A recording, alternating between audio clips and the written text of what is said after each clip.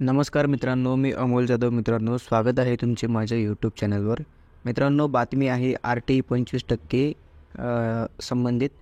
मित्रांनो, RTEतील बदलाविरुद्ध न्यायालयीन लढाई लढणार असल्याचे एका वृत्तपत्रामध्ये मोठी हेडलाईन आलेली आहे, तर तीच मी तुमच्यासोबत शेअर करत आहे. मित्रांनो, पाहू शकता, शिक्षण हक्क कायद्यातील RTE बदल मागे घेण्यासाठी राज्य शासनाकडे वारंवार पत्रव्यवहार आणि आंदोलन करूनही त्याची दखल घेतली गेली नाही. त्यामुळे RTEतील बदलाविरुद्ध न्यायालयीन लढाई लढण्याचा निर्णय आम आदमी पार्टी, पालक युनियन आणि अखिल भारतीय समाजवादी हक्क सभेने घेतला आहे.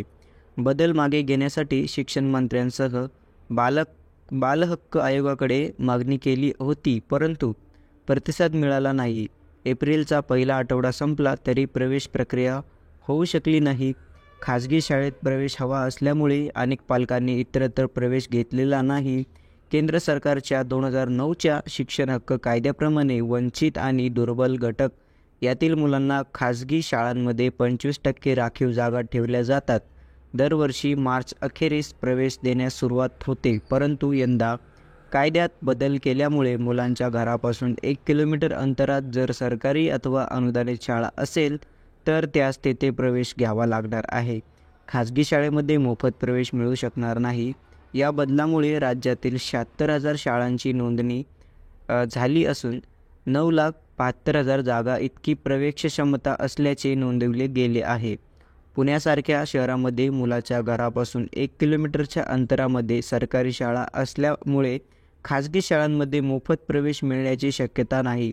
यंदा खाजगी शाळातील 90% जागा या रिक्त राहतील असा अंदाज आहे. विना अनुदानित व स्वयंअर्थसहाय्य शाळांना किमान 25% आरक्षण हे वंचित व दुर्बल घटकांसाठी ठेवणे केंद्र शासनाच्या शिक्षण हक्क कायदा 2009 प्रमाणे बंधनकारक आहे. हे आरक्षण काढून टाकण्याचा वा रिकामे ठेवण्याचा अधिकार राज्य सरकारला नाही.